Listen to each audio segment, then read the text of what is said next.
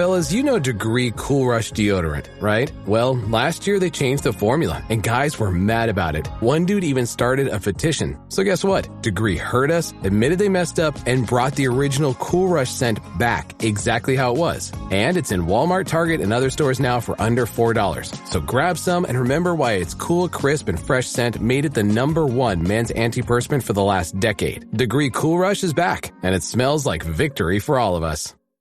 The last thing you want to hear when you need your auto insurance most is a robot with countless irrelevant menu options. Which is why with USAA Auto Insurance, you'll get great service that is easy and reliable, all at the touch of a button. Get a quote today. Restrictions apply.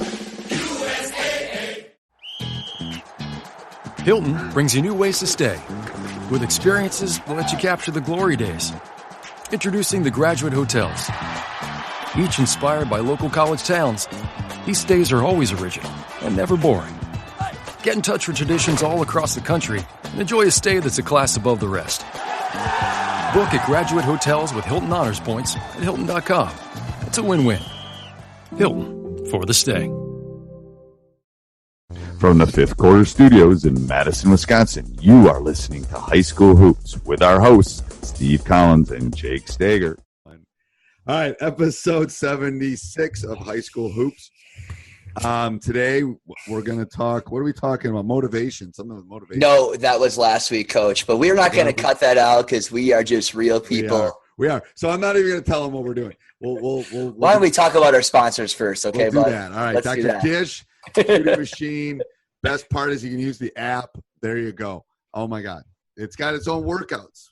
Shoot, I can't be in the gym with my son all the time, so it's got its own workouts. That's the first thing. Second thing is go over and join teachhoops.com for coaches 1 minute. I literally got an email today from a coach that said I helped them win more games. I don't think that's true. I think I'm a mentor and a guide, like letting people not get lost in the woods. But go over and check it out. It's a great time. End of the season. You know, I don't know. It's my baby. I'm sending my kid to a school that's a far, far away. So if you want to help me buy him a banana when he's at school, you could join teachhoops.com. So, all right. What's the episode on, Coach? How to prepare yourself for playoffs or when you get to that point. So what do you mean how to prepare? So so Jake and I just spoke and I told him he was holding his mic too close to his face. So I'm not going to make the signals. I'm just going to say, move it down a little. There we go. All right. So go ahead. Now, what were you saying?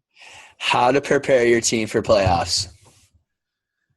Is it any different than any other game? Oh, it's 100% different. And you should talk about it, that it's different. I mean, I'm not one to hide the elephant in the room. I think that's really good. I think it's important to have honest discussions with kids at even younger ages as an elementary teacher. Right. But as a high school club kids, I think that you have to have honest discussions with kids all the time about this is going to be different. You know, the feeling of it is going to be different. How the opponent approaches you is going to be different. It's a whole different feel. It's a whole different feel. And we talk about, like, we just ended up about 2 weeks ago, did our roles and goals with each of our kids. And I sat them down. We do it on picture day because picture day is a horrible day.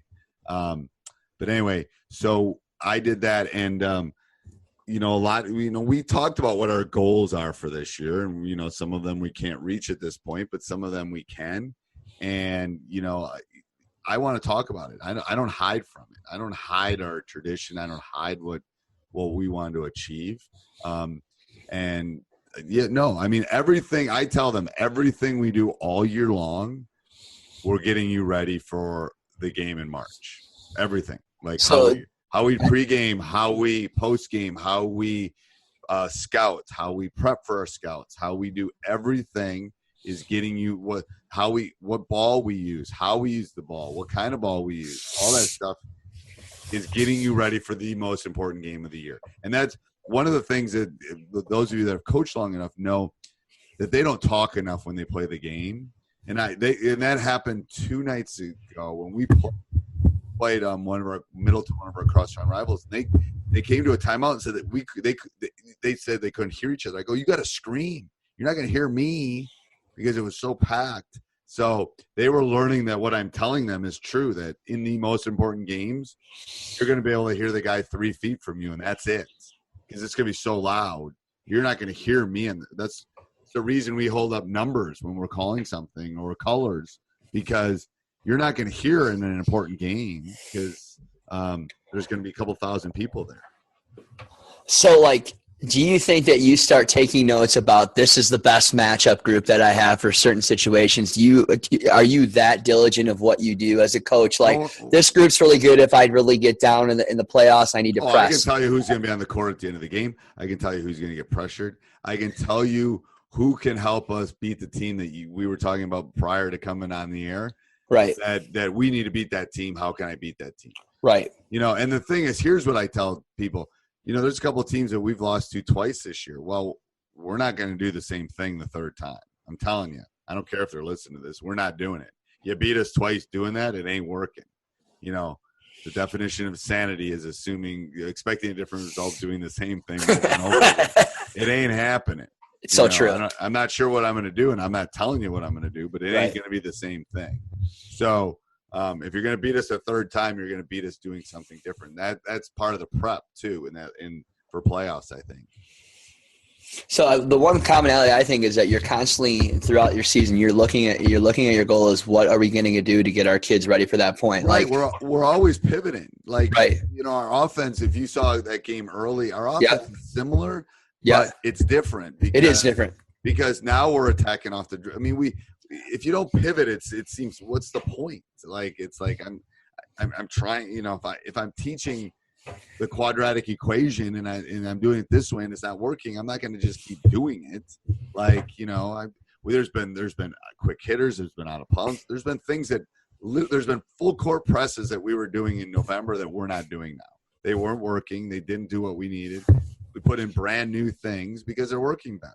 So, I just think that for our listeners to understand is that, like, if your end of the season, regular season ends on a Thursday and your playoff game is on a Tuesday and you're starting to just think about getting ready for the playoffs, then you've already lost the battle because it should be an ongoing process throughout the entire year. And I think that's really important. All the time, all the time. You got to be constantly thinking about it. It's not only the opponents you're playing, that you're playing in the next week, but it's all the other things that, how are you getting ready for, you have to think of yourself as almost yourself as an opponent. Like, how do you prepare yourself? Like, how do you build on getting yourself better all the time? Like, we often worry about who we're playing, but we have to also get ourselves better in regards to us as an identity and what we do as well. I think with the game of basketball.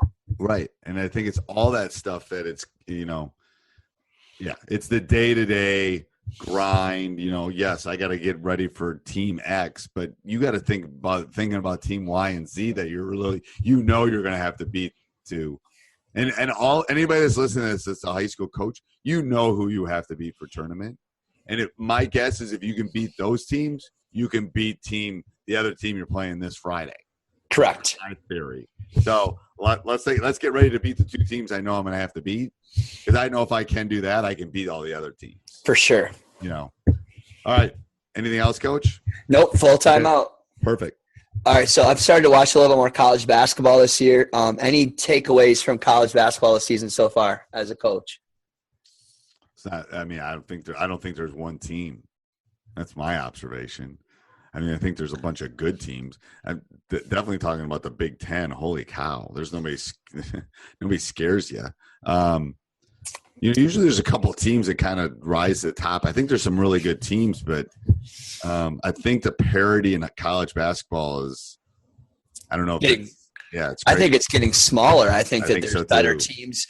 I also think that teams that don't always have the best players might have better teams because they just gel within the system. Right. The 4-year the guys that stay like the Zaga, San Diego State, you're looking at Dayton. It's really nice to see that mix too. The other thing that I saw is that I feel like teams are doing a better job of getting the ball inside. I've watched a lot of games this weekend where it seems like teams are running the motion offense to get some good post touches. And it seems like there is more of getting the ball inside. And I saw Kentucky, I saw Duke, I saw some other teams be able to get the ball inside, and it seems like the post game is starting to evolve back into it a little bit. Before, the last couple of years, there's been a lot of ball screen isolation. Now it seems like there's a lot of movement and off the ball movement, and we're getting post isolation. So the game is evolving a little bit better, and I think it's actually a little bit more fun to watch than I've watched in years past. Well, I agree. I definitely agree. All right, till next week, Coach. All right, sounds good. All right. This podcast is part of the Sports Social Podcast Network.